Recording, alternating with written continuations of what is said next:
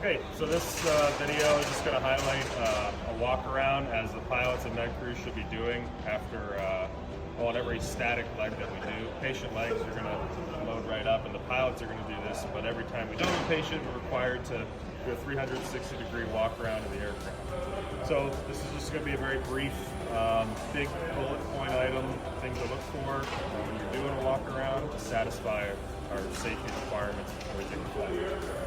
So the S-76 here, we're not going to go into the doors. The doors are about to be open when you get in, so they can be open or closed. It doesn't really matter in this situation.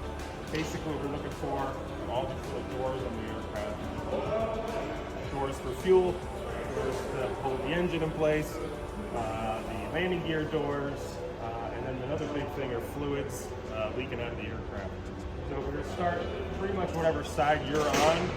We're going to go in the opposite direction of the people on the other side that crosses each other's paths. We can't have everybody in the line of four walking around the same direction. They want crisscross patterns so we can pick up things that other crews may have been missed when they went around the tail or the nose. Starting here, saying I'm the pilot flying today, I'll start my walk around here. I'm looking at the blades. Believe it or not, big things like blades being cracked or splintered can be noticed after a flight. You might not see it, and that crew might see it for you. So look at this blade, it should look normal and clean. No big sticks or rocks or big cracks in it that you can see from the ground.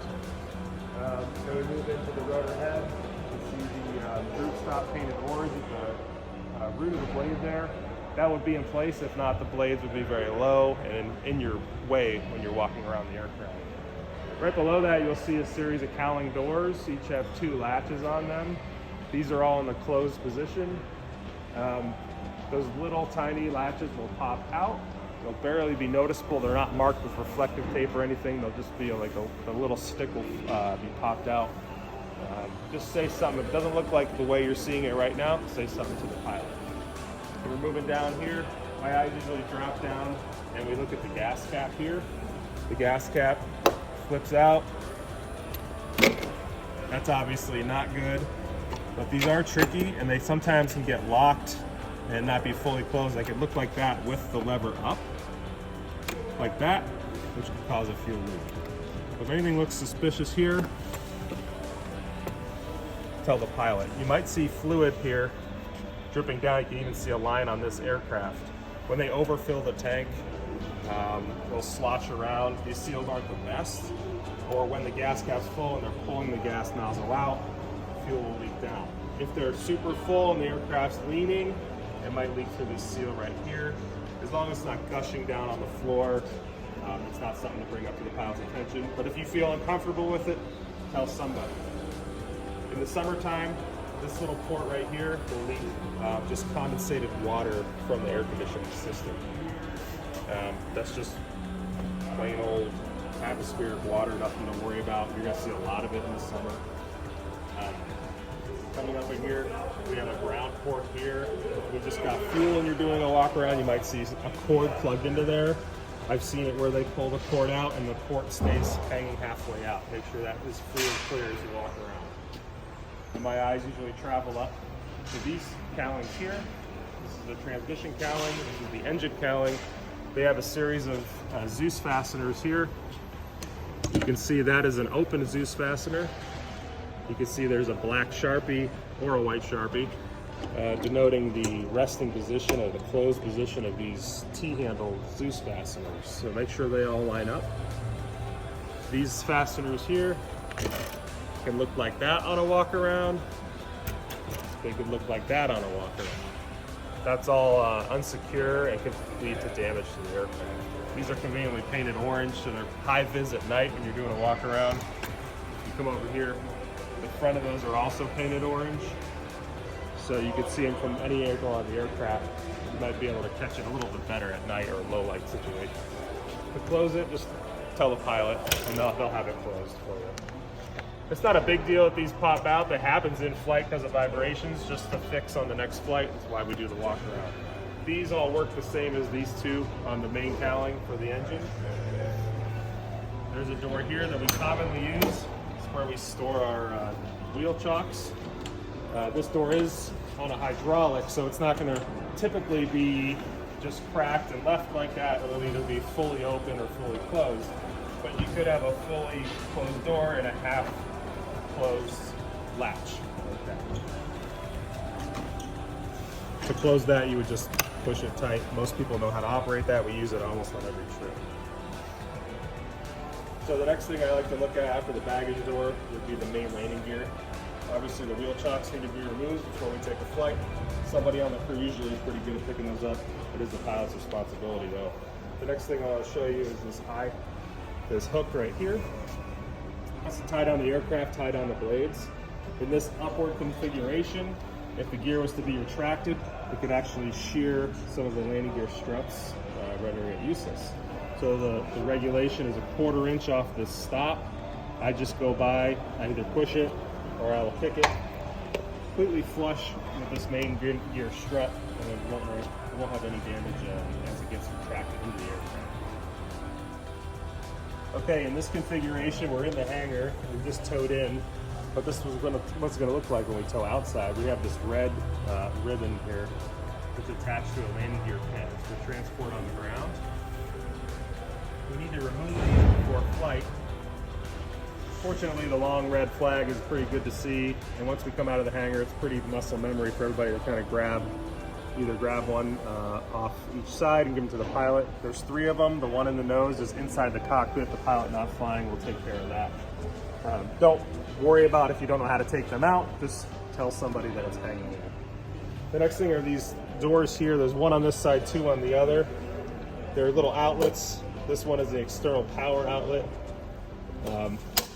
This is what those cowlings look like when they're left open up top. That little arm will stick out like that. Sometimes the door will be stuck shut, so you won't know. What you do is you push that in, it clasps down on itself. So that's another cowling door we're looking for on our walk around. Okay, walking around the tail, there's 6 of these flexible static wicks. They commonly fall off just to dry rot. They're there to wick any static electricity that the aircraft might produce when it's in the hover or flying around. We do need to have those on for each flight. They catch people's helmets all the time. So just make sure there's 6. They're going to be in various states of wear. As long as they're on there and they're all about the same length, it's no problem. This is another thing to watch out for. This is the horizontal stabilizer. Right now, this aircraft, it's sitting pretty high. Depending on how we park, it could be chest height. If you have your helmet on, head down. Very common to hit your head on that. And that'll probably stop us from taking the flight because this is a very sensitive piece of the aircraft. My eyes then travel up to the tail rotor. Really the only thing I want you to look for up there, if you focus in there, there's black rubber boots over the root of each blade. Those boots can actually tear. They can, because of the centrifugal force, they can come off the edge of the blade. They're really just dust boots. It's not like a critical thing. Prevents water from going into the tail rotor blades, and it prevents it from building up a lot of dust. Then you have these hanger cables that attach from the pitch change links into the root of the blade. There's a little piece of rubber that you'll see kind of halfway through on a couple of them. They're really the bolt cover, but they so often fall off that you're going to see one, the very top one, for instance, has the rubber boot riding in the middle of that cable. That's okay, just mention it to the pilot and maybe something. Working your way down the helicopter, there's all these antennas on the belly. They should look like in this configuration, swept back, starting from thin, goes down to the thickest. Those are radio GPS antennas. Those can commonly get bent. When we land in the grass or somewhere where we sink, we could take off and kind of bend them. This one's obviously the most common one to get bent. If it doesn't look like that, just tell the pilot. These 2 ports right here are static ports. They're actually not in use anymore on the aircraft, but they do have kind of a sharp lip here, just to be careful if you're running your hand down the side of the aircraft. If you do see stuff gunked in there, just let the pilot know and we'll clean it out. Here's the other door I was mentioning on this side. Another one that could be left open, one that we use every day. This is the shore power. So push that back in. That's the configuration you want to see on your walker.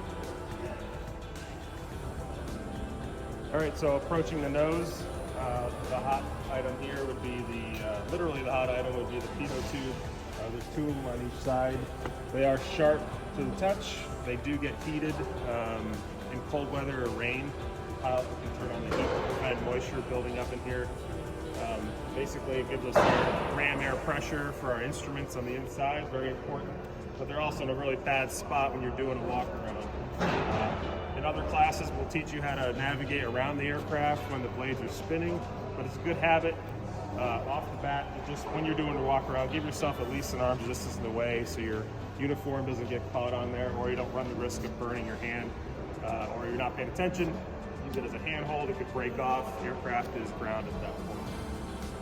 So finally, for a walk around, it's okay to take a big step back and look at the whole aircraft. You've been up close to it, looking at all these cowlings and buttons and door latches and everything.